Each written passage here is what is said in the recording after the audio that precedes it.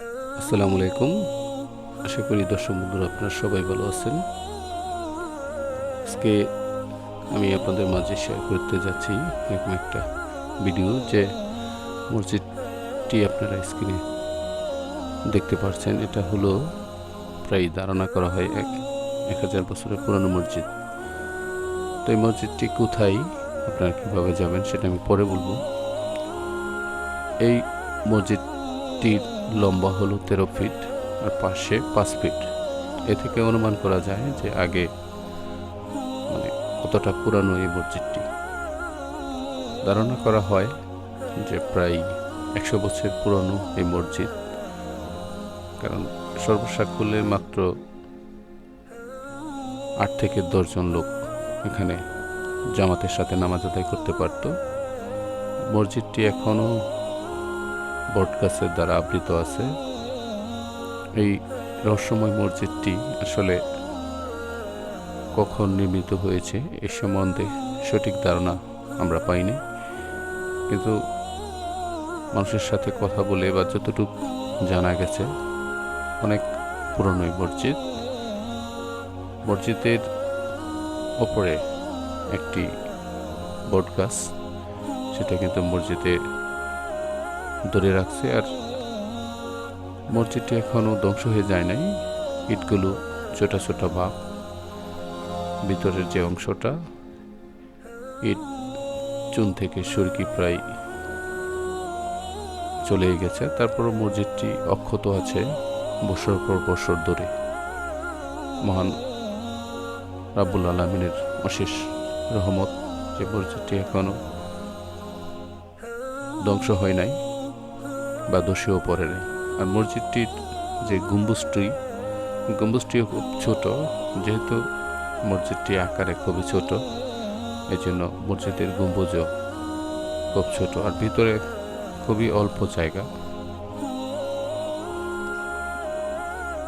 ইট এখনো ছোট ছোট ভাব, কিন্তু ইট এখনো ছুটে পড়ে যায় নাই। তো এইভাবেই মসজিদটি হয়তো আরো 100 বছর বা চেয়ে বেশি এভাবে মসজিদটি টিকে থাকবে।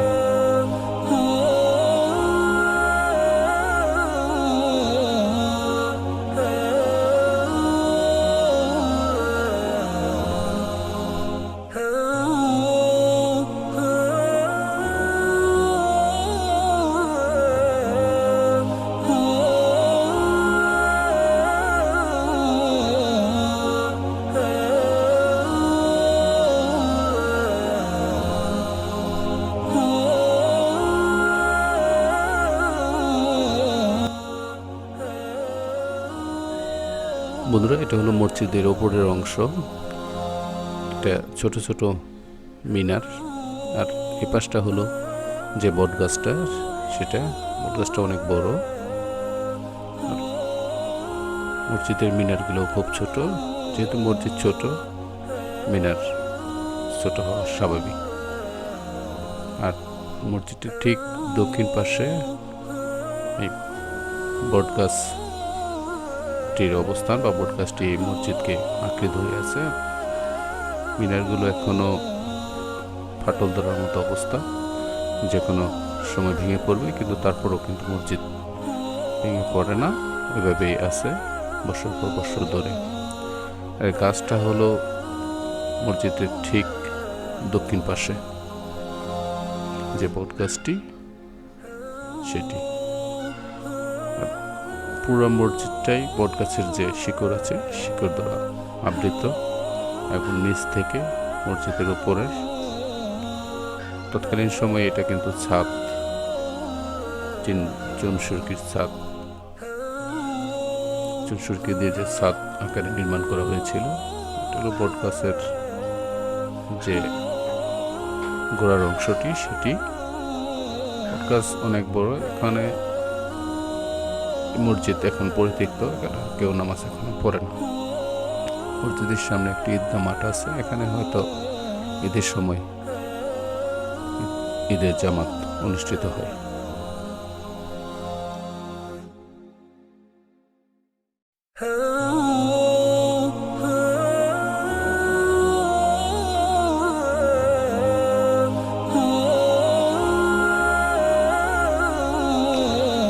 বন্ধুরা, মসজিদটি কোথায় সে সম্বন্ধে আমি আপনাদেরকে একটু ধারণা দিই।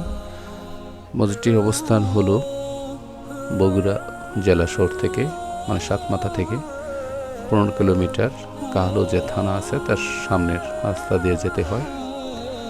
ওই কাহালু থানা থেকে একটু সামনে যে গ্রামটি আছে, গ্রামটির যে রাস্তা, সেই রাস্তা দিয়ে অল্প একটু সামনে গেলেই এই মসজিদটির অবস্থান আপনারা দেখতে পারবেন। আমার জানা মতে বা যতটুক আমরা জানতে পেরেছি, বাংলাদেশের সবচেয়ে পুরনো মসজিদ এই মসজিদটি। আপনারা খুব সহজে সাতমাথা থেকে সিএনজি, অটো বা রিক্সা, মোটরসাইকেল নিয়ে যেতে পারবেন। সেক্ষেত্রে সিএনজিতে গেলে ভাড়া পড়বে 30 টাকা। তারপর কাহালু থানার সামনে যে আপনাকে নামাই দিবে কাহালু স্ট্যান্ডে, ওখান থেকে আপনি রিক্সায় যেতে পারবেন। ইচ্ছা করলে পায়ে হেঁটে যেতে পারবেন, 10-15 মিনিটের মতো সময় লাগবে। তো এই মসজিদটি অজানা ইতিহাস আমি আপনাদের মাঝে শেয়ার করলাম। আজকের ভিডিওটি ছিল এ পর্যন্তই। পরবর্তীতে আবারও দেখা হবে আপনাদের সাথে অন্য কোনো স্থানে। ততক্ষণ পর্যন্ত আপনারা ভালো থাকেন, সুস্থ থাকেন। ধন্যবাদ সবাইকে। আল্লাহ হাফেজ।